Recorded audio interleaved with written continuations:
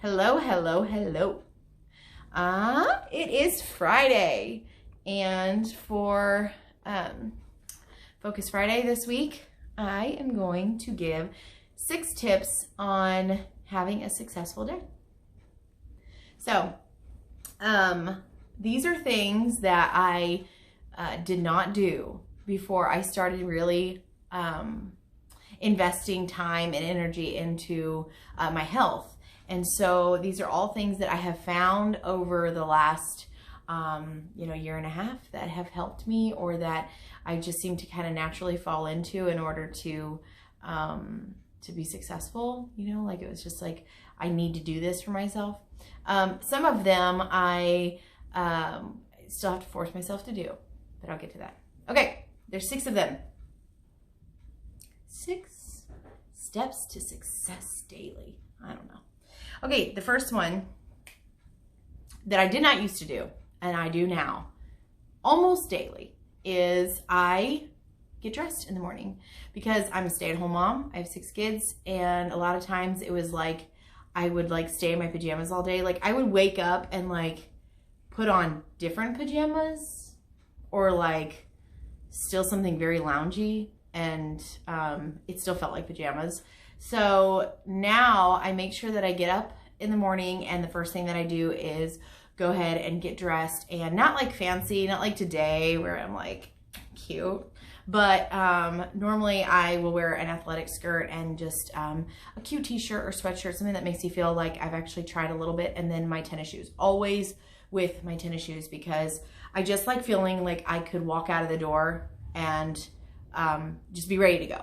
So sometimes the things that keep us from exercising in the day, especially if you're a stay-at-home mom, if you have lots of kiddos, then it's like, oh, I've got to get dressed, I've got to get everybody else dressed, and it's a big hassle. So by already being dressed and being ready to go, it's like one big step toward leaving out of the house or doing what I need to do.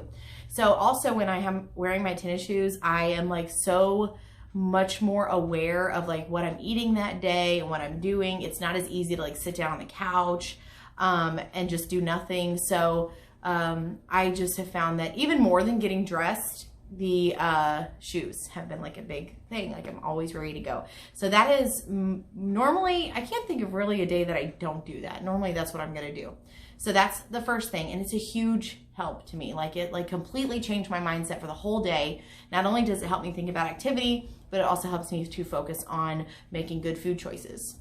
So number 2, I had to message these to my husband so that I had some way that they were written down. I wear my FitBit every day. And again, one of those things that I never had any interest in, never wanted to do. And I cannot go a day without it now. I'm where's my FitBit? This exercise doesn't count unless my FitBit tells me it does, which is not true, but that's my mindset.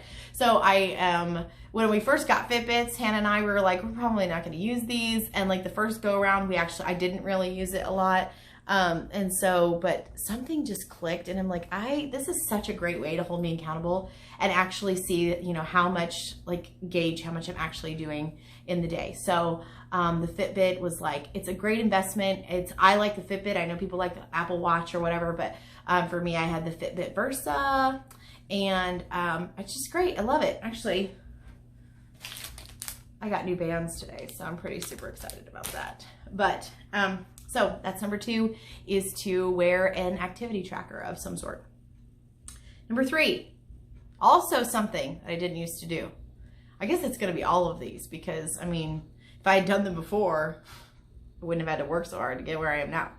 But making breakfast a priority. And this is difficult for a lot of people for a lot of reasons. For me, I have 6 children. And everybody wants something different for breakfast. Not everybody is ready for breakfast at the same time. So for me to have to stick my breakfast in there somewhere between their breakfast and schooling and just the general chaos of the morning, I always say that our house always feels like that very first scene of Home Alone. It feels like that all the time. Where they're moving around all crazy, and there's fake police officer standing in the door and they have no idea. I feel like we could get away with that. So anyway, that is something I have to get my kids settled in the morning, and I'll say, hey, you know what, I'm gonna eat my breakfast, and I have to sit down and for one, I have to know that I've eaten it. You know what I mean? Like I can't just like stand and eat, which is a bad habit I used to have. So I have to feel like I've actually eaten breakfast. And for two, if I am starting the day with a good breakfast, then I'm going to be successful that day with the rest of my food generally. If I start the day off with just grabbing something or eating where I'm not really focused on it, then normally through the rest of the day, I am completely out of, just out of whack with what I'm eating. So always feeling like I need to sit down and have a meal or whatever. And so making breakfast a priority is huge for me. Like you can ask anybody who knows me, it's a very serious time. Like don't mess with my breakfast. All right, number 4. Hannah and I do this for each other, but also I do this with my mom. A lot of days of the week we will send each other like what our focus for the day is, like if we have a focus or a goal, and it's just a way for somebody to hold you accountable. So even if it's something like not wellness, well, not health related, I guess. So if it's something like I want to make sure I read this much of my Bible today, and I'll let somebody know, hey, this is what I plan to do. And then at the end of the day, I can check in with them to say if I have or have not done that thing. And I just, knowing that I've told somebody I'm going to do it, a lot of times I'll tell my kids, like, because my kids are 13, my older 2 are 13 and 11, and they're great at keeping me accountable for stuff. So I will tell them, hey, today my goals are this, this, and this, you know, help me to achieve those. Do you guys have goals for the day? I'll ask them that. And so it's just a good way to hold yourself accountable and have somebody doing that with you.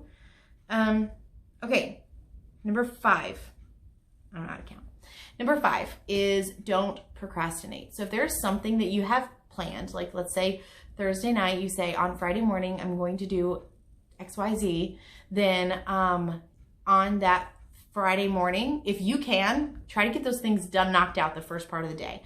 There's a couple reasons for that, because for one, you're going to feel productive already at the beginning of the day. You've achieved a goal that you had set out the day before. And 2, it just gets it out of the way. Like it's like, okay, I'm done with this, and it leads you to do something else that day. I cannot tell you how good it feels to have a goal done by 10 o'clock that morning that I had maybe been dreading all week long. Like especially if it's something that you're dreading, do not procrastinate. Just knock it out if you're able to. For me, a lot of times that is if we are on a workout video cycle, like, you know, sometimes during the month we'll make a calendar for our workouts, and we'll do like for strength and stuff like that. So we'll do like videos, and I absolutely dislike them most of the time. Now they're like 10, 12-minute videos. It's no big deal, but I also know how much I really need to do them. And so like, that's one of those things where I'm like, I'm just going to knock it out. Cause for one, it'll feel good to have it done. And for 2, I'm completely dreading it. So I don't want it to hang over my head for the rest of the day. So that's that. And then number 6, fill up your water cup from the time that you get up. I try to drink 20 ounces before I drink my coffee. That hardly ever happens, but I normally do have that 20-ounce drink by 10 o'clock in the morning normally. So if you can just fill that water cup up from the very beginning. I also hate to fill up my water cup because it feels like it takes forever. And so that's one of those things I'm like, I don't really want to do this, but, or better yet, have it filled up the night before. So if you can fill up your water cup, get your water drinking started early in the day, and then it won't seem so, and if you just keep it going all through the day, it won't seem quite as overwhelming trying to get that gallon of water or whatever it may be. So anyway, that is it. That is my 6, those are my 6 steps toward it, like a successful day, or 6 successful starters, or 6 starters for success. I